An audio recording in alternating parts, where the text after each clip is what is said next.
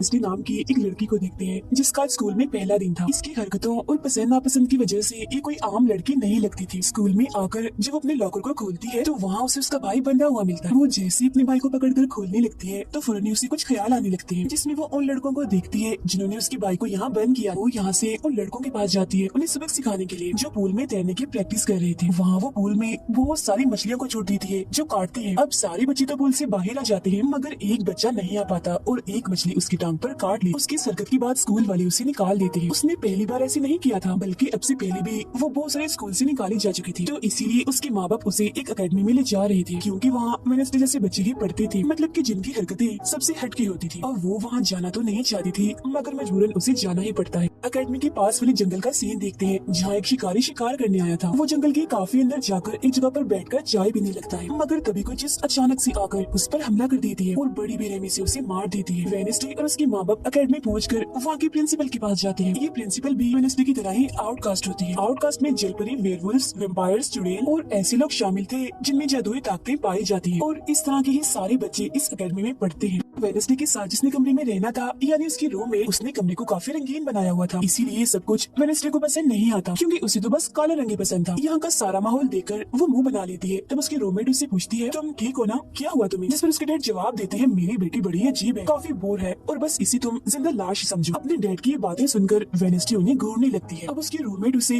पूरे अकेडमी घुमा रही थी कि तभी एक लड़का वहाँ आकर वेडनेसडे से उसकी फेसबुक आईडी मांगता है, जिस पर वो कहती है, मैं कोई भी सोशल मीडिया इस्तेमाल नहीं करती, क्योंकि सोशल मीडिया हड्डियों को सड़ा देने वाली सिर्फ एक बीमारी है और कुछ भी नहीं। जाने से पहले वेडनेसडे की मॉम उसे कहती है, अब तुम यहाँ से कभी भाग नहीं पाओ। जिस पर वो कहती है, देख लीजिएगा, मैं आपसे वादा करती हूँ कि जल्दी मैं यहाँ से भाग जाऊंगी। वहाँ से जाते वक्त उसके डैड वहाँ एक हाथ छोड़ देते हैं ताकि वो वेडनेसडे पर नजर रख सके। उधर जंगल में जब पुलिस छानबीन करने आती है तो उन्हें उस शिकारी की लाश के टुकड़े अलग अलग जगहों पर पड़े मिलते हैं। ऐसा हादसा वहाँ पहली बार नहीं हुआ था, बल्कि तीसरी बार ऐसा हुआ कि अकेडमी के इस जंगल में कोई मारा गया। और वेडनेसडे अपने कमरे की सारी रंगीन चीजें हटा देती है और अपनी रूममेट से कहती है, शोर मत करो, कमरे में शांति बनाओ, क्योंकि ये मेरे नॉवल लिखने का वक्त। मगर वो तो गाना लगाकर डांस करने लगती है, जिससे वेडनेसडे को गुस्सा आ गया था और वो उसे गाना बंद करने को कहती है। तो वो रूममेट अपने पंजे दिखाकर उसे डराने लगती है, क्योंकि वो थी एक वेयरवुल्फ, मतलब कि आधी इंसान और आधी वुल्फ। तभी इधर एक टीचर आती है जो काफी अच्छी थी और वो वेडनेसडे को वेलकम के तौर पर एक फूल गिफ्ट देती। अब अगले दिन जब वेडनेसडे कहीं जा रही थी तो उसके डैड का छुड़ा हुआ वो हाथ छुप छुप कर उसे देख रहा था, और फिर तभी उसके ऊपर एक स्टैचू गिरने वाला था, मगर बिल्कुल ठीक वक्त पर एक लड़का जिसका नाम जेवियर है उसे बचा लेता। लेकिन इस हड़बड़ी में वो बेहोश हो गई थी, और जब उसे होश आती है तो बजाय जेवियर का शुक्रिया अदा करने की, वो उसे कहती है कि मुझसे ये उम्मीद मत रखना कि मैं तुम्हारी शुक्रगुजार रहूंगी, क्योंकि तुमने मुझे बचाकर गड़बड़ कर दी, मेरी इतनी अच्छी मौत को टाल दिया। जब जेवियर कहता है, मैं तुम्हें काफी पहले से जानता हूँ, जब हम 10 साल के थे तब हमारी मुलाकात हुई थी, हम दोनों खेल रहे थे तो मैं जाकर एक ताबूत में छुप गया, लोग मुझे जलाने ही वाले थे मगर तुमने मेरी जान बचा ली, और आज मैंने तुम्हारी जान बचाकर हिसाब बराबर कर दिया। वेडनेसडे जब अपने कमरे में आती है तो उसे अपने बेड पर कुछ महसूस होता है। वो जैसे बिस्तर हटाती है तो वहाँ उस हाथ को देखकर फौरन उसे पकड़ लेती है और पूछती है, तुम कौन हो और यहाँ क्या कर रही हो? जिस पर वो कहता है, मुझे तुम्हारे डैड ने तुम पर नजर रखने को कहा है, वो ही मुझे यहाँ पर छोड़ कर गए हैं। और वो उसे कहती है, मगर आज के बाद तुम मेरे लिए काम करोगी, वरना मैं तुम्हें हमेशा हमेशा के लिए दराज में बंद कर दूंगी। तो वो इस चीज के लिए मान जाता है कि ठीक है, मैं हर तरह से तुम्हारी मदद करूंगा। अगले दिन प्रिंसिपल वेडनेसडे को एक दिमाग के डॉक्टर के पास ले जाती है, क्योंकि उन्हें भी ऐसा महसूस हुआ था कि वेडनेसडे का दिमागी तवाज़ुन कुछ ठीक नहीं है। मगर वो वहाँ कोई बहाना बनाकर हाथ की मदद से खिड़की खोलती है और वहाँ से भाग जाती। भागते हुए वो एक आदमी से टकरा जाती है, जिससे फौरन उसे ख्याल आता है, जिसमें वो देखती है कि इस आदमी का अभी एक्सीडेंट होने वाला है, जिसमें वो मर गया है बड़ी बेरहमी से। मगर वो इस बारे में उस आदमी को कुछ नहीं बताती, क्योंकि उसे खून खराबा बहुत पसंद था। वो एक होटल में जाती है जहाँ उसकी मुलाकात एक वेटर से होती है। वो काफी परेशान दिख रहा था क्योंकि उसकी कॉफी मशीन खराब हो गई। वेडनेसडे कहती है, मैं तुम्हारी कॉफी मशीन ठीक कर सकती, लेकिन इसके बदले तुम्हें मुझे स्टेशन पर छोड़ना होगा, जिसके लिए वो मान भी जाता है और वेडनेसडे उसकी मशीन ठीक कर देती है। इस पर वो कहता है, बस थोड़ा सा इंतजार करो, मेरी शिफ्ट खत्म होने वाली है, फिर हम चलते हैं। और वेडनेसडे जब वहाँ बैठी इंतजार कर रही थी कि तभी कोई शरारती लड़की आकर उसे परेशान करने लगती है, जिससे उसे गुस्सा आ गया था और वो उन लड़कों को अकेले ही काफी मारती है और अच्छा सबक सिखाती है। अब इतनी ही देर में उस वेटर के डैड जो पुलिस ऑफिसर थे वहाँ आ जाते हैं। तोड़फोड़ देखकर जब वो अपने बेटे से इस बारे में पूछते हैं तो वो कहता है, कुछ नहीं, बस वो लड़की के कस्टमर्स को परेशान कर रही थी, तो इसने उन्हें अच्छा सबक सिखा दिया। तभी यहाँ अकेडमी की प्रिंसिपल भी आ जाती है, उनसे सॉरी बोलकर वेडनेसडे को यहाँ से ले जाती है। रास्ते में वो उस पर काफी गुस्सा करती है कि आखिर तुमने कैसे अकेडमी से भागने की कोशिश की। तभी उन्हें रास्ते में एक एक्सीडेंट हुआ नजर आता है, जो उसी आदमी का था जिससे वेडनेसडे टकराई थी। जो देख प्रिंसिपल घबरा जाती है, कहती है मेरी दुआ है ड्राइवर को कुछ ना हुआ हो। जिस पर वेडनेसडे कहती है वो तो मर गया है और उसकी गर्दन भी टूट गई है। फिर अकेडमी में आने के बाद वेडनेसडे गिटार बजाने लगती है। वो काफी अच्छा बजा रही थी, जिसकी धुन प्रिंसिपल के साथ साथ काफी बच्चों को भी पसंद आती है। रूममेट जब कमरे में आती है तो उसकी नजर हाथ पर पड़ती है, जिस बारे में वो वेडनेसडे से पूछती है कि ये क्या चीज है। जिस पर वो जवाब देती है कि ये हमारी एडम फैमिली का एक मेंबर है। अब हम एक अनजान लड़के को देखते हैं जो लाइब्रेरी में जाकर एक किताब से एक सफा पढ़ लेता है, जिस पर एक तस्वीर बनी हुई। उधर हाथ मीटर के घर पहुंच जाता है, जिसे देख वो काफी डर गया था और उसे मारने लगता है। फिर हाथ उसे बैठने का इशारा करके उसे वेडनेसडे का नंबर देता है और उसे फोन करने का कहता है। फिर जब वेटर उसे कॉल करता है तो वो कहती है कि हमारे अकेडमी में एक त्योहार मनाया जाने वाला है जहाँ सभी बच्चे आएंगे। मैं वहाँ से भागने वाली हूँ और अगर तुम मुझे स्टेशन तक पहुँचा दोगी तो मैं तुम्हें काफी अच्छा इनाम दूंगी। जिस पर वो वेटर मान भी जाता है। जब वो त्योहार में जाती है तो देखती है कि प्रिंसिपल की नजर मुझ पर ही है, इसीलिए वो एक आदमी को पैसे देकर प्रिंसिपल का ध्यान भटकाने का कहती है। अब वेटर वहाँ आकर वेडनेसडे के जाने से पहले उसे उसके डैड का एक पुलिस रिकॉर्ड तोहफे में देता है, जो उसने अपने डैड की फाइल्स में से चुराया था, क्योंकि उसकी डैड एक पुलिस ऑफिसर जो थी। अब उस रिकॉर्ड को लेकर जैसे वो यहाँ से जाने लगती है तो तभी वो उस लड़के से टकरा जाती है जिसने बुक में से तस्वीर को फाड़ा था। टकराते ही वेडनेसडे को उस लड़के की मौत की ख्याल आने लगती है कि वो थोड़ी देर में मरने वाला है, जो बहुत ही भयानक थी। वो लड़का जंगल की तरफ जाने लगता है तो वेडनेसडे भी उसके पीछे जाती है और कहती है रुक जाओ, जंगल में मत जाओ, तुम्हारी जान को खतरा है, तुम मर जाओगे। मगर तभी वो उसे अपने जादू से उड़ाकर पेड़ पर लगा देता है और कहता है खतरा मुझे नहीं तुम्हें है, बल्कि तुम खुद ही खतरा हो और मैं सब लोगों को तुमसे बचा रहा हूँ। उस दिन स्टैचू को मैंने ही तुम्हारे ऊपर गिराया था। जिसके बाद वो उसे एक तस्वीर दिखाता है और कहता है इस तस्वीर में तुम ही हो जिसे मेरी मॉम ने 25 साल पहले बनाया था और ये उस वक्त की बात है जब वो इस अकेडमी में पढ़ती थी। मरने से पहले उन्होंने कहा था कि इस लड़की इन्हें तुम्हें मुझे रोकना होगा, नहीं तो तुम इस अकेडमी के साथ साथ पूरी दुनिया को ही तबाह कर दोगी। वो बस वेडनेसडे को मारने ही वाला था कि तभी एक बड़ा सा मॉन्स्टर आकर उस पर हमला कर देता है और बड़ी ही बेरहमी से उसे मार देता है। इसके बाद हम वेडनेसडे को उसके कमरे में देखते हैं, क्योंकि उसने यहाँ से भागने के इरादे को खत्म कर दिया था, क्योंकि अब उसके दिमाग में बहुत सारे सवाल थे, जैसे कि मैं इस दुनिया के लिए खतरा कैसे हूँ, एक मॉन्स्टर ने आखिर मेरी जान क्यों बचाई, और साथ ही उसके डैड के खिलाफ पुलिस रिपोर्ट जिसमें उसके डैड के ऊपर एक कत्ल का इल्जाम था।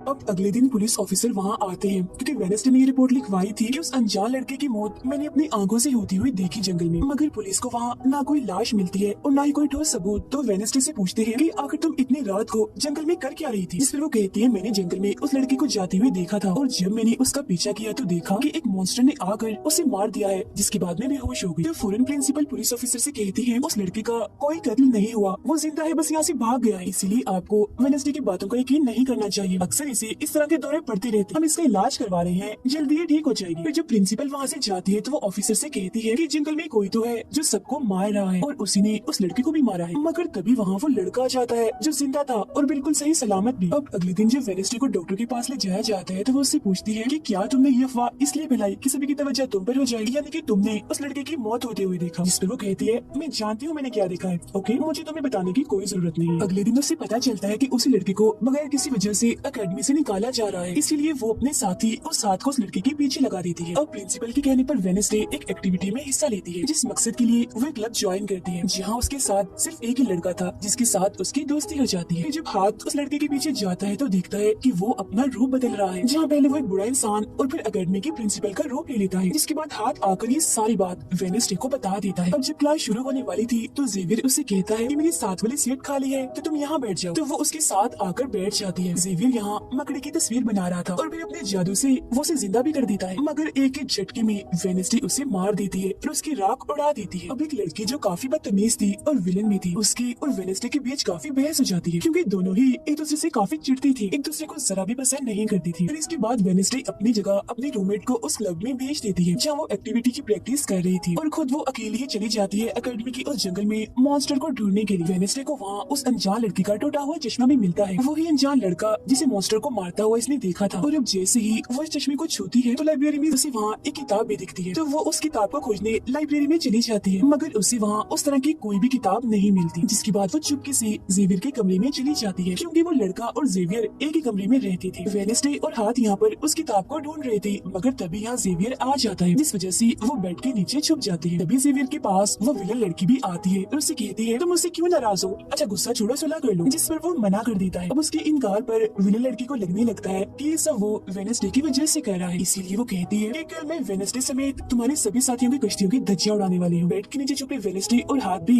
उसकी ये बात सुन लेती। कमरे में वापस आने के बाद वेडनेसडे अपने रूममेट से कहती है कि कल जो कश्तियों की रेस होने वाली है मैं भी उसमें हिस्सा लूँ और कुछ भी हो जाए उस घमंडी लड़की यानी विलन को मैं हरा कर ही रहूंगी। अब अगले दिन जब रेस शुरू होती है तो बताया जाता है कि इस मुकाबले का कोई भी असूल कानून नहीं है। जो भी टीम सबसे पहले गुफा में जाकर झंडे को लाएगी वही टीम जीत जाएगी, जिसके फौरन बाद गेम शुरू हो जाती है और विलन भी अपनी चालें चलना शुरू कर देती है। वो अपने एक जलपरी साथी की मदद से एक टीम की कश्ती को तुड़वा देती है, जिससे वो पूरी टीम पानी में गिर जाती है। मगर फिर जब वो जलपरी वेडनेसडे की कश्ती की तरफ आ रही थी तो हाथ उससे पहले ही जाल फेंककर उसे जाल में फंसा लेता है। अब किनारे तक सिर्फ 3 ही टीम्स पहुंच पाती है और जब सारे लोग झंडा लेने अंदर जाते हैं तो रूममेट अपने पंचों से जोकर टीम की कश्ती में छेद कर देती है। फिर सभी के साथ वेडनेसडे जब झंडा लेकर आ रही थी तो उसे ख्याल आता जिसमें वो अपनी जैसी एक लड़की को देखती है जिसके हाथ में किताब थी। होश में आने पर झंडा लेकर वो वापस से कश्ती में चली जाती है। जोकर्स की कश्ती तो छेद होने की वजह से वहीं पर ही डूब जाती है, जबकि जलपरी दोबारा से वेडनेसडे की कश्ती पर हमला करने लगती है। मगर हाथ पानी में जाकर जलपरी को जोर से मुक्का मारता। अब वेडनेसडे अपनी कश्ती से बहुत सारे तीर निकाल कर विलन की कश्ती में छेद कर देती है, जिससे उसकी कश्ती डूब जाती है और वेडनेसडे की टीम इस रेस को जीत जाती है। अब ये 4 साल में पहली बार हुआ था जब उस विलन को किसी ने हराया था, इसलिए आज वो गुस्से में आग बबूला हुई।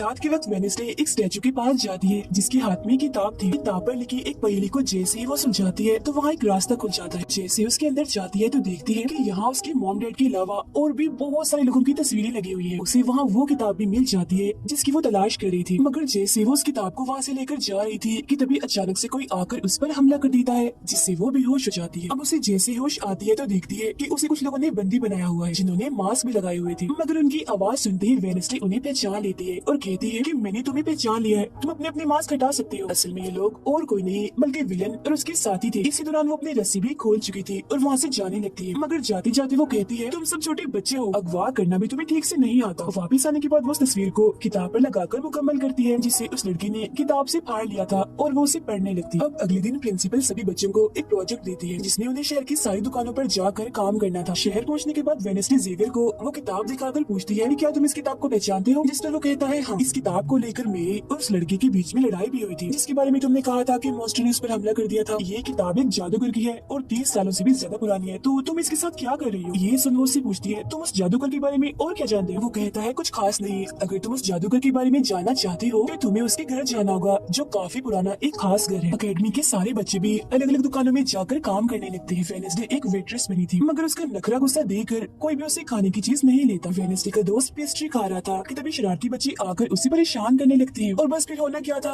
वेडनेसडे वहाँ आती है और उन्हें खूब मारती है। इसके बाद वो अपने उस दोस्त को लेकर जादूगर के घर जाती है ताकि वो सारी सच्चाई जान सके कि आखिर बात क्या है और उस किताब के बारे में भी। उसे वहाँ जादूगर की बहुत सारी चीजें और एक पेंटिंग भी दिखाई देती है। पेंटिंग में वो उसी लड़की को किताब पकड़ी हुई देखती है जो उसे गुफा के पास भी दिखी थी। उसके ख्याल में जब उनकी रेस में वेडनेसडे झंडा लेने गई, फिर उसे वहाँ इस पेंटिंग वाली लड़की की किताब भी मिल जाती है मगर वो खाली थी क्योंकि वो नकली थी। इतनी ही देर में वहाँ एक औरत आती है तो वेडनेसडे उसे असली किताब के बारे में पूछती है, जिस पर वो कहती है कि वो किताब तो चोरी हो गई थी और इस वक्त तुम जहाँ खड़ी हो ये भी उस जादूगर का असली घर नहीं है। इसके बाद वेडनेसडे वेटर से मिलने उसकी होटल जाती है और उससे जादूगर के असली घर के बारे में पूछती है तो वो उसे असली घर के बारे में बता भी देता है। जहाँ से वेडनेसडे अकेली उस घर में चली जाती है, वहाँ उसे एक बूढ़ा आदमी मिलता है जो उसे कहता है ये मेरी जगह है, मेरा घर है, निकलो यहाँ से। तब ये सुन वेडनेसडे का साथी वो हाथ उसके मुंह पर ही हमला कर देता है जिससे डरकर वो आदमी वहाँ से भाग जाता है और वेडनेसडे को यहाँ से कुछ नहीं मिलता, इसीलिए वो यहाँ से जाने लगती है। मगर जब वो दरवाजे से बाहर जाती है तो फौरन उसे ख्याल आता है जिसमें वो देखती है कि वो जादूगर एक लड़की को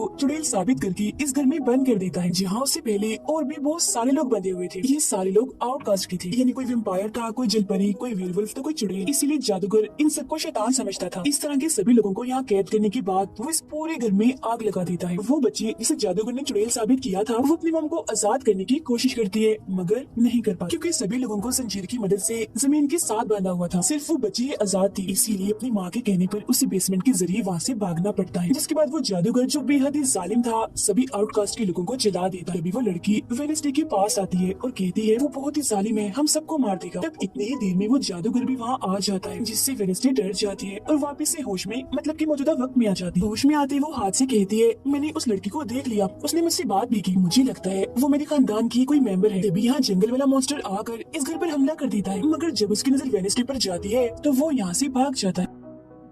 वेडनेसडे और हाथ उसका पीछा करते हैं, मगर देखते हैं कि मॉन्स्टर के कदमों के निशान तो इंसानी पैरों के निशान में बदल गए। अगले दिन उस जादूगर की मूर्ति को इज्जत के तौर पर इस जगह पर लगाया जाने वाला था, क्योंकि शहर के लोग तो उसे अपना हीरो ही मानते थे। और आज वेडनेसडे को वहाँ गिटार बजाने के लिए बुलाया गया था, लेकिन वो लोग जैसे मूर्ति लगाकर अपना काम करने लगते हैं तो तभी वो हाथ तेली फेंककर मूर्ति को आग लगा देता है, क्योंकि वेडनेसडे के कहने पर उसने पहले ही मूर्ति पर पेट्रोल डाल दिया था। आग देखकर सारे लोग वहाँ से भाग जाते हैं, मगर वेडनेसडे अभी भी वहाँ बैठी गिटार बजा रही होती है। साथ ही वो मूर्ति को जलता हुआ देखकर खुश भी हो रही थी। अब प्रिंसिपल को वेडनेसडे पर ही शक था, मगर उसके खिलाफ प्रिंसिपल के पास कोई सबूत नहीं था। अब जादूगर के जिस पुराने घर में वेडनेसडे गई थी, जहाँ वो बूढ़ा आदमी था, वो अभी भी वहीं रुका हुआ था, मगर तभी वो मॉन्स्टर वहाँ आता है और उस बूढ़े आदमी पर हमला कर देता है। लेकिन मरते मरते वो बूढ़ा आदमी मॉन्स्टर की 2-3 तस्वीरें अपने कैमरा में बना ही लेता है। पुलिस को जब ये खबर मिलती है तो फौरन छानबीन करने पहुँच जाती है, जहाँ उन्हें बूढ़े आदमी के कैमरा से मॉन्स्टर की तस्वीर भी मिल जाती है। अगले दिन हाथ मुर्दा घर जाकर वहाँ लगे कैमरा पर कोई चीज लगा देता है, ताकि जो वो करे उसे कोई ना देख सके। फिर वो दरवाजा खोलता है तो वेडनेसडे अंदर आती है। वो यहाँ दरअसल उस बूढ़े आदमी के जख्मों को देखने आई थी, जिसे उस मॉन्स्टर ने मारा था। वो बूढ़े आदमी की लाश को देखकर सारा डेटा अपने पास रिकॉर्ड कर लेती है, जबकि हाथ उसकी एक फाइल बनाने में लग जाता है। तभी वहाँ डॉक्टर और पुलिस ऑफिसर भी आ जाते हैं। तब छुपने के लिए वेडनेसडे एक बॉक्स मिस हो जाती है। जब डॉक्टर उस बॉक्स को खुला हुआ देखते हैं तो फौरन उसे चेक करते हैं, मगर जब वेडनेसडे को उसमें पड़ा हुआ देखते हैं तो उन्हें लगता है कि ये भी एक लाश है, इसीलिए वो उस बॉक्स को बंद करके वहाँ से चले जाते हैं। मगर फिर जब हाथ उसे वहाँ से लेने आता है तो वो कहती है, अच्छा तंग मत करो प्लीज, थोड़ी देर और सुने तो बड़ा मजा आ रहा है। फिर इसके बाद वो अपनी छानबीन से ये पता लगवा लेती है कि वो मॉन्स्टर असल में जिस्म के हिस्सों को इकट्ठा कर रहा है। फिर अगले दिन जब वो अकेडमी जाती है तो उसे जेवियर की गर्दन पर किसी के पंजों के निशान दिखते हैं। अब हम जेवियर को एक केबिन से बाहर आता हुआ देखते हैं, और क्योंकि वेडनेसडे को उसके जख्मों पर पहले से ही शक था तो वो भी उसका पीछा करते करते वहाँ आ गई थी। उसे वहाँ पर बहुत सारे मॉन्स्टर की ड्राइंग्स और तस्वीरें दिखती है। एक तो तस्वीर को लेकर जैसे वो वहाँ से जाने लगती है तो तभी जेवियर उसे देख लेता है और जाने से रोक देता है, मगर वेडनेसडे उसका ध्यान भटकाने के लिए उसे बस एक ही बात कह देती है कि क्या तुम आज रात होने वाली डांस पार्टी में मेरे साथ चलोगे। जिसके बाद वो जेवियर की बनाई मॉन्स्टर की ड्राइंग्स ले जाकर पुलिस ऑफिसर को दे देती है, जिस पर वो कहते हैं इससे हम किसी को भी नहीं पकड़ सकते, कोई ठोस सबूत लेकर आओ। अब वेडनेसडे अपनी सारी रिसर्च को अपने दोस्त के सामने रख देती है ताकि वो उसकी मदद कर सके। उनमें से एक ड्राइंग को देखकर उसका दोस्त कहता है कि मैं इस जगह के बारे में जानता हूँ। जिसके बाद वो वेडनेसडे को उस जगह पर ले जाता है, जो एक गुफा थी, जिसके अंदर जाकर उन्हें बहुत सारी हड्डियाँ और एक हथकड़ी भी मिलती है। थोड़ा छानबीन करने पर उसे वहाँ एक नोकदार बड़ा सा नाखून भी मिलता है, जिसे वो अपने पास रख लेती है। जिसके बाद वो जेवियर के पेंटिंग वाले केबिन में जाती है और डस्टबिन से एक कपड़ा जिस पर खून लगा हुआ था उसे निकालकर अपने पास रख लेती है। फिर जैसे वो वहाँ से जाने लगती है तो तभी वहाँ जेवियर आ जाता है और उसे पूछता है, तुम यहाँ मेरे केबिन में क्या कर रही हो। उसके बाहर डालकर वो उसे पूछती है,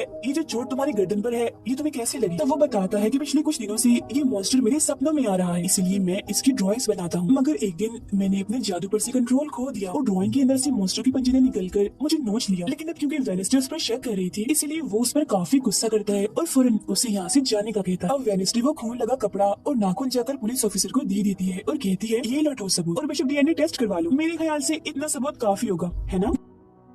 वो अपने दोस्त के पास जाती है और कहती है कि डांस पार्टी में जाने के लिए हमारे साथ कोई नहीं है, तो हम ऐसा करते हैं डांस पार्टी में नहीं जाते बल्कि गुफा में जाकर मॉन्स्टर को ढूंढते हैं। जिसके बाद रात को वेडनेसडे अपने दोस्त के साथ जंगल में जाने की तैयारी कर रही थी, मगर तभी उसके दरवाजे पर वेटर तैयार होकर आता है, क्योंकि हाथ ने उसे वेडनेसडे की तरफ से डांस पार्टी में चलने की दावत भेजी थी। अब क्योंकि वेटर काफी खुश था तो वेडनेसडे उसका दिल तोड़ना नहीं चाहती थी, इसीलिए वो अपनी गुफा में जाने वाले प्लान को खत्म करके वेटर के साथ पार्टी में जाने का फैसला करती है। जब वेडनेसडे वहाँ से जाने लगती है तो उसका दोस्त वहाँ आता है तो वो उसे कहती है, आई एम सॉरी, मैं पार्टी में जा रही हूँ, हम ऐसा करते हैं कल गुफा में जाएंगे। लेकिन उसका दोस्त बगैर बताए अकेला ही उस गुफा में चला जाता है। उधर पार्टी में सारे लोग आकर काफी एंजॉय कर रहे थे। सब लोग अपने अपने साथी को लेकर पार्टी में आए हुए थे, जहाँ जेवियर अपने साथ उस विलन लड़की को लाया था। लेकिन जब वेडनेसडे वेटर के साथ वहाँ आती है तो उन दोनों को साथ देकर जेवियर जलने लगता है। जब सब लोग डांस कर रहे थे तो वेडनेसडे के डांस करने के स्टाइल से सारे लोग काफी हैरान रह जाते हैं, क्योंकि वो काफी अजीब तरह से डांस कर रही थी। उधर जंगल में वेडनेसडे का दोस्त भी पहुंच गया था और छुपकर मॉन्स्टर के आने का इंतजार कर रहा था, मगर तभी वहाँ कोई आता है और उस गुफा में धमाका करके भाग जाता है। जेवियर लगातार उन दोनों को देखकर जल रहा था, इसलिए वो विलन लड़की से कहता है कि तुम अपना लॉकेट उतारो और अपने जेल परी से मेरे लिए मदद मांगो ताकि मैं वेडनेसडे को भूल जाऊं। जो सुन विलन लड़की भड़क जाती है और उसे कहती है कि तुम तो पहले ये कहते फिर रहे थे कि मैंने अपनी जेल परी से तुम्हें अपने काबू में किया है और अब तुम्हें किसी को बुलाने के लिए मेरी ही मदद चाहिए। तभी बाहर शरारती लड़कों का ग्रुप टैंकर लेकर आता है और डांसिंग क्लब के पंप में वो बड़ा सा पाइप लगा देते हैं और फिर तभी अचानक उस पार्टी में खून की बारिश होने लगती है, क्योंकि जो टैंकर वो वो शरारती लड़के लाए थे जिसका पाइप उन्होंने लगाया था उसमें दरअसल खून था। ये देख सारे लोग घबरा जाते हैं और पार्टी से भागने लगते हैं, मगर वेडनेसडे वहीं खड़ी रहती है क्योंकि उसे तो अब और मजा आ रहा था, क्योंकि वो बारिश खून की नहीं बल्कि कलर की थी जिसमें वो काफी इंजॉय कर रही थी। तभी वेडनेसडे को ख्याल आता है जिसमें वो देखती है कि उसका दोस्त अकेला ही जंगल में चला गया है, जहाँ वो मुसीबत में है, उसकी जान खतरे में है। इसीलिए वो जंगल की तरफ उसे बचाने के लिए भाग जाती है। उसके दोस्त के पीछे दरअसल वो मॉन्स्टर पड़ गया था जिससे बचकर वो भाग रहा था। वो मॉन्स्टर एक बार उस पर हमला करता ही है कि तभी वेडनेसडे उसे ढूंढते हुए वहाँ आ जाती है। तब मॉन्स्टर उसे देखकर वहाँ से भाग जाता है। वो अपने दोस्त को बेहोश पड़ा हुआ देखकर काफी घबरा जाती है। इतनी ही देर में उसकी टीचर भी उसका पीछा करते करते वहाँ आ गई थी, जिसके बाद उसके दोस्त को हॉस्पिटल ले जाया जाता है और वेडनेसडे खुद वापस अपनी एकेडमी में आ जाती है, जहाँ वो अपने डैड पर लगे इल्जाम को सुलझाने की कोशिश कर रही थी कि आखिर सच क्या। एकेडमी में सारे माँ बाप अपने बच्चों से मिलने आते हैं क्योंकि आज मीटिंग थी। प्रिंसिपल सबको बताती है कि वेडनेसडे के दोस्त की हालत में सुधार हो रहा है, कुछ दिन के बाद ठीक होकर वो वापस आ जाएगा। मगर दूर खड़ी वेडनेसडे अपने रूममेट को बताती है कि ये झूठ है, वो तो कोमा में है बेचारा। तभी यहाँ दोनों के माँ बाप आ जाते हैं और ये उनसे मिलने चली जाती है। वेडनेसडे अपने मॉम डैड को बताती है कि जब से आपने मुझे यहाँ छोड़ा है मेरे ऊपर बहुत सारे हमले हुए हैं। अब इन सभी को अपनी अपनी फैमिली से मिलता हुआ दूर खड़े जेवियर और विलन लड़की देख रहे हैं, क्योंकि उनकी मॉम डैड आज भी नहीं आए। अब विलन लड़की सुधर गई होती है, साथ ही उसकी जेवियर के साथ दोस्ती भी हो गई थी, तो अब से हम उसे जेवियर की दोस्त कहें। तब इतनी ही देर में उसकी मॉम भी इधर आ जाती है, जिसे देखकर वो काफी हैरान थी। वेडनेसडे के माँ बाप प्रिंसिपल से मिलते हैं तो वो कहते हैं कि वेडनेसडे काफी अजीब तरह से सबसे पेश आती है, इसे डॉक्टर के पास ले जाए इलाज करवाने के लिए। अब इससे पहले वहाँ उसकी माँ बाप कुछ कहते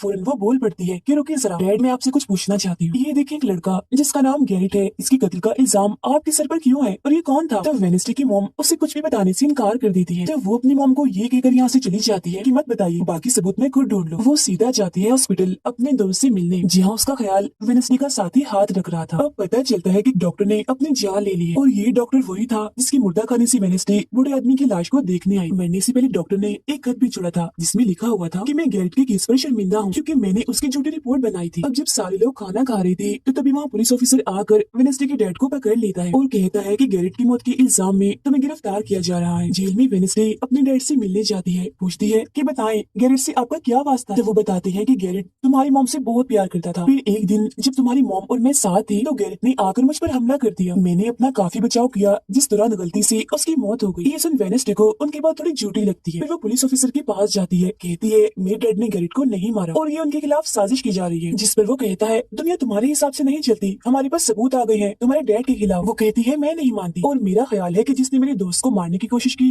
उसने ही गैरेट को मारा होगा। पार्क में रूममेट अपनी मॉम के साथ बैठी थी, जहाँ उसकी मॉम चाहती है कि वो पूरी तरह एक वेयरवुल्फ बन जाए और वो उसे एक डॉक्टर के पास जाने का कहती है, मगर रूममेट ऐसा नहीं चाहती, इसलिए वो यहाँ से चली जाती है। अब वेडनेसडे अपनी मॉम के पास जाती है ताकि वो सारी सच्चाई जान सके। उसकी मॉम खुफिया लाइब्रेरी में थी। वो अपनी मॉम से कहती है कि आपने मुझे इस अकेडमी में इसलिए भेजा ना ताकि मैं हमेशा आपकी परछाई बन के रहूं। जिस पर उसकी मॉम कहती है कि ये सिर्फ अकेडमी ही नहीं बल्कि पहले यहाँ एक ग्रुप हुआ करता था जिसकी बुनियाद तुम्हारे डैड की फैमिली की एक औरत ने रखी थी जिसका नाम गुडी था। वो कहती है मैं ये जानना चाहती हूँ कि डैड ने तो गैरेट को नहीं मारा तो फिर किसने मारा है? तब उसकी मॉम सच्चाई बताती है कि जब मैं वहाँ गई तो मैंने देखा कि तुम्हारे डैड और गैरेट आपस में लड़ रहे थे। मैंने उन्हें रोकने की कोशिश की मगर गैरेट तुम्हारे डैड को काफी बुरी तरह से मार रहा था। मैंने फौरन तलवार उठा ली और फिर जैसे गैरेट मेरे पास आने लगा तो तलवार उसके आर पार हो गई और वो मारा गया। मगर तुम्हारे डैड ने मेरी जान बचाने के लिए तलवार मुझसे ले ली ताकि सारा इल्जाम उन पर आ जाए। वेडनेसडे कहती है मगर मुझे पता चला था कि जब गैरेट मरा तो उसके मुंह से झाग निकल रही थी। ऐसा तो सिर्फ तब होता है जब किसी ने जहर लिया। अब सच पता करने का सिर्फ एक ही रास्ता है, गैरेट की कब्र को खोदना। जिसके बाद वो अपनी मॉम के साथ मिलकर गैरेट की कब्र को खोद देती है और वहाँ से उसकी एक उंगली ले लेती है। मगर तभी इधर पुलिस आकर उन दोनों माँ बेटी को गिरफ्तार कर लेती है। जेल में वेडनेसडे गैरेट की उंगली अपने मॉम डैड को दिखाती है, कहती है कि उसकी मौत जहर से हुई थी। मगर जैसे उसके हाथ इस उंगली पर लगते हैं उसे फौरन एक ख्याल आता है जिसमें वो देखती है कि गैरेट के डैड ने उसे जहर दिया था ताकि वो इस पूरे अकेडमी के लोगों को मार डाले। मगर जब उसकी लड़ाई वेडनेसडे के डैड से हुई तो जहर की बोतल टूट गई जिससे सारा जहर गैरेट के अंदर चला गया, जिसका मतलब साफ था कि उसने वेडनेसडे के डैड को ही नहीं बल्कि पूरी अकेडमी को ही खत्म करने आया था। जेल से रिहा होने के बाद वेडनेसडे और उसकी मॉम मेयर के पास जाती है, कहती है आपने गैरेट की मौत के सच को छुपाया, उसकी मौत जहर से हुई थी न कि तलवार से और ये बात साबित भी हो गई है। जो सुन मेयर सब कुछ सच बता देता है जिसके बाद वेडनेसडे के डैड को भी रिहा कर दिया जाता है। अब वेडनेसडे अपनी मॉम को बताती है कि मुझे बहुत ख्याल आते हैं, जिस पर उसकी मॉम कहती है कि ये खासियत हमारे खानदान में है, ख्याल सबको आते हैं, अगर ख्याल हमारे कंट्रोल में ना रहे तो ये हमें पागल बना सकते हैं, इसीलिए हमारे खानदान के पुराने लोग आकर हमें आसान रास्ता बताते हैं और ट्रेनिंग देते हैं। तो वेडनेसडे फौरन बोलती है जैसे गुडी एडम्स जिसके बारे में आपने बताया था कि वो मेरे डैड के खानदान की है, जिस पर उसकी मॉम कहती है कि मुझे नहीं पता, बहरहाल तुम होशियार रहना, क्योंकि गुडी एडम्स बदला चाहती थी जिसके चक्कर में वो खुद भी नहीं बच पाई। फिर सबके माँ बाप अपने अपने बच्चों से मिलकर जा रहे थे। रूममेट अपनी मॉम को कहती है आप फिक्र मत करना, जब मुझे वेयरवुल्फ बनना होगा मैं बन जाऊंगी, जाने से पहले वेनेसडे की मोम उसे वही किताब देती है जो अक्सर प्रिंसिपल के पास हुआ करती थी। वो किताब लेकर वेनेसडे प्रिंसिपल के पास जाती है, कहती है कि उस अनजान लड़की को आपने मारा था, मैंने देखा था, जिसके बारे में मैंने कहा था कि उसे मॉन्स्टर ने मारा है, क्योंकि वो आप ही हो जो खुद को बदल बदल कर लोगों को मार रही हो। मैं ये बात अब पुलिस को बता दूंगी। जिस पर प्रिंसिपल कहती है, नहीं, उसे मैंने नहीं मारा, बल्कि वो तो अपनी ताकतों पर से कंट्रोल खो बैठा था और उस दिन उसने तुम्हें मारने की भी कोशिश की थी। इनकी बातों के दौरान इन्हें बाहर से शोर सुनाई देता है। ये चेक करने जब वहाँ जाती है तो पता चलता है कि बाहर ग्राउंड में आग से कुछ लिखा हुआ। अब वेनेसडे अपने चारों तरफ मोमबत्तियां जला के बैठी थी क्योंकि वो गुड़ी को बुलाने की कोशिश कर रही, मगर तभी इधर उसकी रूममेट आ जाती है। साथ ही उसे एक खत भी मिलता है जिसमें कोई उसे गुफा में मिलने बुलाता है। जब वेनेसडे अपनी रूममेट के साथ वहाँ जाती है तो गुफा के अंदर जाने के बाद उसे एहसास होता है कि यहाँ कोई है। यहाँ दरअसल जेवियर और उसके साथी थे जो वेनेसडे को सरप्राइज देना चाहते थे क्योंकि आज उसकी बर्थडे थी। यहाँ वेनेसडे को एक लाइन लिखी हुई दिखती है कि जब मैं लौटूंगा तो शोले बरसे। इसे जैसी वो हाथ लगाती है तो उसे ख्याल आता है जिसमें वो उसी लड़की से मिलती है जो अक्सर उसे नजर आया करती थी, और ये और कोई नहीं बल्कि गुडी ही है। वो वेनेसडे को एक महल दिखाकर कहती है कि अगर तुम्हें उस जादूगर के बारे में जानना है तो तुम्हें इस महल को ढूंढकर यहाँ आना होगा। जब वो ग्राउंड में खड़ी उस लाइन को देख रही थी जहाँ आग से कुछ लिखा था तो तभी उसके पास जेवियर आता है जिससे वो बात नहीं करती क्योंकि नाराज थी। उसे लग रहा था कि हो ना हो जेवियर ही वो मॉन्स्टर है। फिर वो अपने दोस्त के पास हॉस्पिटल जाती है जो अभी भी बेड पर था और उसकी हालत भी खराब थी, इसीलिए वो उससे कोई बात नहीं कर पाती। अब वेनेसडे अपने दोस्त वेटर से मिलने जाती है और उसे उस महल जो गुडी ने दिखाया था उसकी तस्वीर दिखाकर पूछती है कि क्या तुम इस जगह के बारे में जानते हो, जिस पर वो मना कर देता। अब यहाँ तो उसका काम नहीं हुआ, इसीलिए उस तस्वीर को लेकर जेवियर के पास जाती है और उससे भी वही सवाल करती है कि क्या तुम इस जगह के बारे में जानते हो, मगर तभी उसकी नजर इसी महल की पेंटिंग पर जाती है जो जेवियर ने पहले से ही बनाई हुई थी, जिस पर वो बताता है कि ये जगह रात को मेरे सपने में आई थी तो मैंने इसे बना दिया। अच्छी बात ये थी कि जेवियर इस जगह के बारे में जानता भी था। तब उससे महल का पता लेकर वेनेसडे वहाँ पहुँच जाती है जहाँ मेयर पहले से ही मौजूद था, और क्योंकि वो जान गया था कि असली कातिल कौन है तो वेनेसडे उसकी गाड़ी में ही छुप जाती है। मगर जैसे मेयर की गाड़ी शहर में पहुँचती है तो कोई उनकी गाड़ी को ठोक देता है जिससे मेयर का एक्सीडेंट हो गया था। वो काफी जख्मी हो जाते हैं, उनकी हालत मरने वाली हो गई। फिर रात के वक्त वेनेसडे वेटर और अपने रूममेट के साथ उसी महल में आती है। यहाँ उसे ऐसा महसूस होता है जैसे कोई इधर रह रहा है क्योंकि मोमबत्तियां गर्म थी और ये कमरा बिल्कुल साफ था। इतनी ही देर में वो मॉन्स्टर भी यहाँ आ जाता है जिससे बचने के लिए ये लोग छुप जाते हैं। ये लोग देखते हैं कि जिन जिन लोगों पर मॉन्स्टर ने हमला किया था उनके जिस्म के कटे हुए हिस्से यहाँ पर पड़े हुए हैं। अब वेनेसडे अपने दोस्तों को मॉन्स्टर से बचाना चाहती थी, इसलिए वो उन्हें यहाँ से ले जाती है। ये वेटर के घर जाते हैं जहाँ जैसे उसके डैड आते हैं तो वेनेसडे उन्हें कहती है कि मैं आपको कुछ दिखाना चाहती हूँ, क्योंकि वो पुलिस ऑफिसर जो थे वो जब उन्हें महल में ले जाती है तो वहाँ पर कुछ भी नहीं था। मतलब जिस्म के कटे हुए हिस्से जो पहले यहाँ पर रखे हुए थे वो वहाँ पर नहीं पड़े थे, जिससे पुलिस ऑफिसर को गुस्सा आ जाता है और वो कहते हैं कि आज के बाद तुम मेरे बेटे से नहीं मिलोगी। अब जब वेनेसडे अकेडमी आती है तो वहाँ उसे प्रिंसिपल मिलती है जो कहती है कि तुम्हें मैंने कहीं भी जाने से मना किया था मगर तुमने मेरी बात ना मानकर अच्छा नहीं किया। जिस पर वो जवाब देती है, मैं सच का पता लगवाने गई थी इसलिए मैं माफी नहीं मांगूंगी, मैंने कुछ गलत नहीं किया है। जिसके बाद वो प्रिंसिपल को एक पेंटिंग भी दिखाती है जिसमें वो जादूगर था और वेनेसडे खुद थी। बताती है कि इसलिए वो अनजान लड़का मुझे मारना चाहता था क्योंकि उसे लग रहा था कि अकेडमी के लिए मैं खतरा हूँ, मगर खतरा दुश्मन कातिल तो कोई और ही है, जबकि मैं तो इस अकेडमी और सबको बचाना चाह रही हूँ तो मुझे एक मौका मिलना चाहिए। प्रिंसिपल कहती है, नहीं,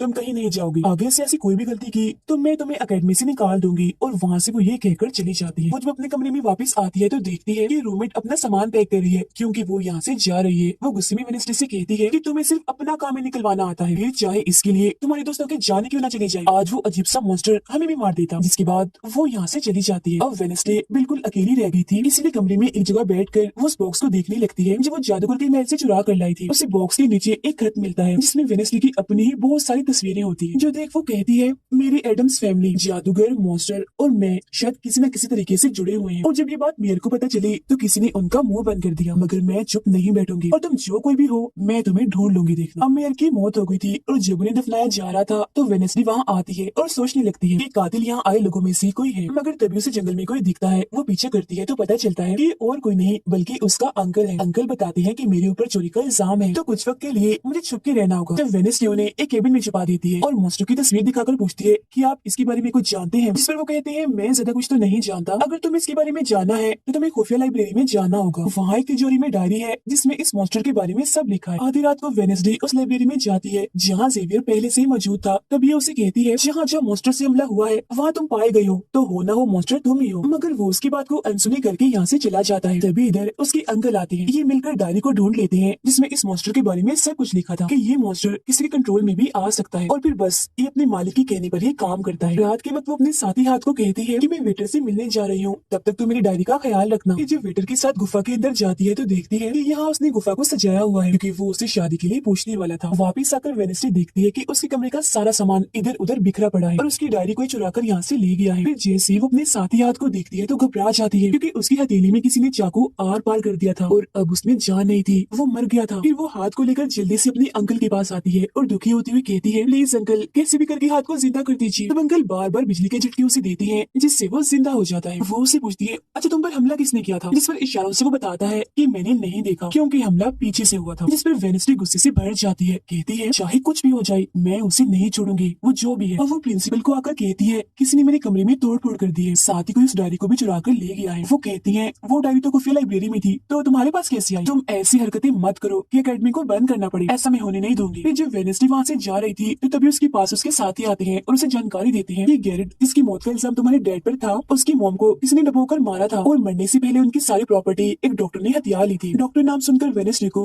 दिमागी डॉक्टर पर शक होता है, इसीलिए वो सीधा उनके पास जाती है। कहती है कि मैं जानती हूँ आपके अंदर गैरेट की मॉम की आत्मा है जो सबसे अपनी मौत का बदला लेना चाहती है, अब बस कर दो, तुम्हारा खेल खत्म हुआ। जिसके बाद वो यहाँ से चली जाती है। ये सारी बातें सुन डॉक्टर को जरा भी समझ नहीं आती कि क्या बोल रही थी, इसीलिए वो फौरन प्रिंसिपल को कॉल करती है। कहती है, वेडनेसडे आई थी, उसका बर्ताव काफी अजीब था, उल्टी उल्टी बातें कर रही थी वो। अब तभी यहाँ मॉन्स्टर आ जाता है जो डॉक्टर पर हमला करके उन्हें मार देता है। अब डॉक्टर तो मर गई थी, इसीलिए वेडनेसडे की शक की सुई अब जेवियर पर आ जाती है, इसीलिए वो उसे मिलने उसके कैबिन में जाती है। यहाँ उसे मरे हुए लोगों का सामान भी मिलता है, जिससे उसका शक और पक्का हो जाता है। अब तभी इधर पुलिस भी आकर जेवियर को पकड़ लेती है, क्योंकि पुलिस को यहाँ पर वेडनेसडे ने ही बुलाया था। अब जब वेडनेसडे कमरे में आती है तो उसकी रूममेट वापिस आ गई थी। कहती है, तुम्हारा और मेरा कोई ताल्लुक है, मैं तुम्हारे साथ रहना चाहती हूँ, मैंने तुम्हें और हाथ को बहुत याद किया। फिर इसके बाद वेडनेसडे वेटर के पास जाती है, जहाँ उसे फिर से कुछ ख्याल आने लगते हैं, जिनमें वो दिखती है कि मॉन्स्टर और कोई नहीं बल्कि वेटर ही है, जिसे वो पसंद करती है। मगर फिलहाल वो उसे कुछ नहीं कहती, उसे एक जगह पर लाती है और फिर कहती है कि जेवियर को तो फंसाया जा रहा है, जबकि असली मॉन्स्टर तो तुम ही हो। मगर वो इसके लिए बार बार मना करता है। तभी यहाँ वेडनेसडे के सारे दोस्त भी आ जाते हैं और वेटर को पकड़कर कुर्सी से बांध देते हैं। अब वेडनेसडे उस पर जुल्म करना चाहती है, मगर उसके दोस्त ऐसा करना नहीं चाहते, इसीलिए वो यहाँ से चले जाते हैं। फिर जैसे ही वो वेटर को मारने के लिए आगे बढ़ती है कि तभी वेटर के डैड पुलिस ऑफिसर यहाँ आ जाते हैं और वेडनेसडे को गिरफ्तार कर लेते हैं। हालांकि वो उन्हें कहती भी है कि असली कातिल आपका बेटा है, वही मॉन्स्टर है ये, मगर वो उसकी एक नहीं सुनते। फिर जब वो यहाँ से जा रही थी तो वेटर उसके पास आता है, कहता है, कैसा लगा हारना? अभी तो और भी बहुत कुछ होना बाकी है बच्चों। जिसके बाद प्रिंसिपल भी वेडनेसडे को कह देती है कि तुमने सारी हदें पार कर दी, इसीलिए तुम्हें अकेडमी से निकाला जा रहा है। लेकिन अभी भी वो बार बार एक ही बात कह रही थी कि वेटर ही असली मॉन्स्टर है, मगर फिर भी वो उसकी एक नहीं सुनती और जाने का कहती है। तब आखिरी बार वेडनेसडे जेवियर से मिलने जाती है, जो जेल में बंद था और उससे नाराज भी था, क्योंकि वेडनेसडे ने ही उसे पुलिस के हवाले किया था। हालांकि वो उसे बताती भी है कि मॉन्स्टर वेटर है और उसने मेरे जरिए तुम्हें फंसाया है। वो उसकी एक नहीं सुनता, कह देता है कि सारी मुसीबत की जड़ तुम हो, अगर तुम ये एकेडमी छोड़ के चली जाओगी तो कुछ भी गलत नहीं होगा। ये बात सुनने के बाद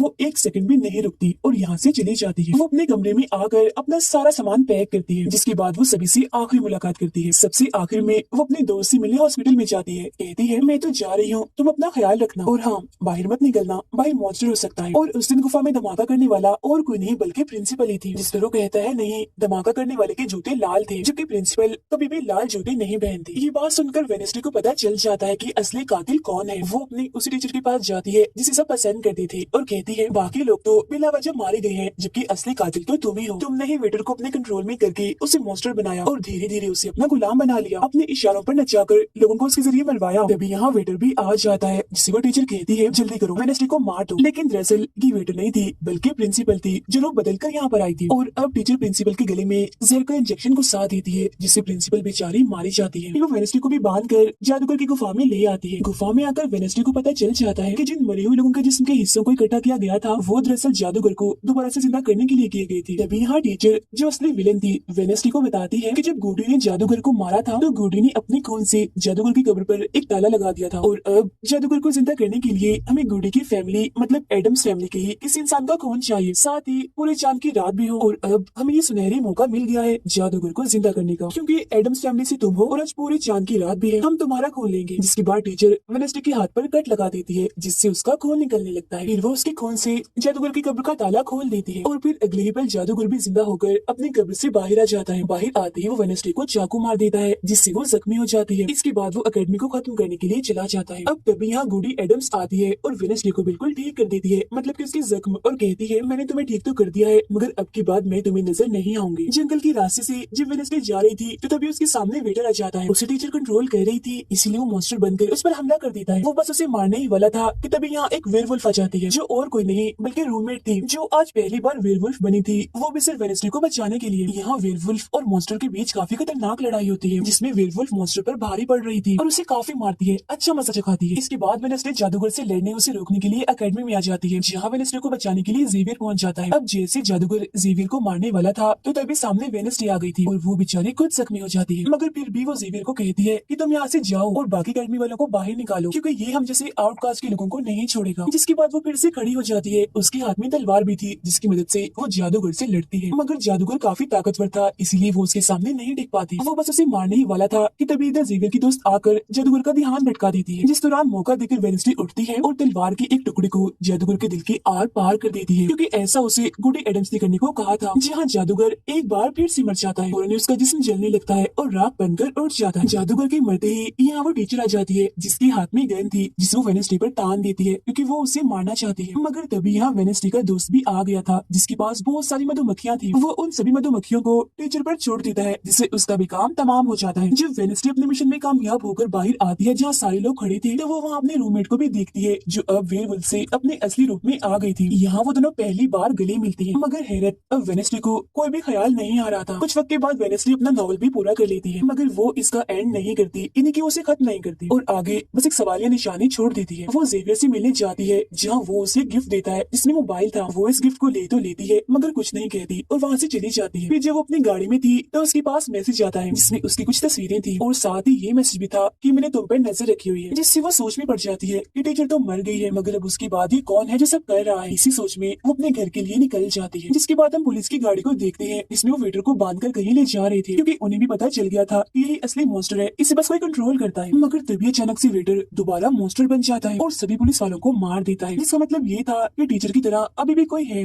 जो इसे कंट्रोल कर रहा है और वो लोगों को मरवाता रहेगा इसके जरिए। और ये अनजान इंसान वही हो सकता है जिसने वेडनेसडे को मैसेज किया, यानी कि अभी भी कोई है जो अकेडमी को बंद करवाने में लगा है। और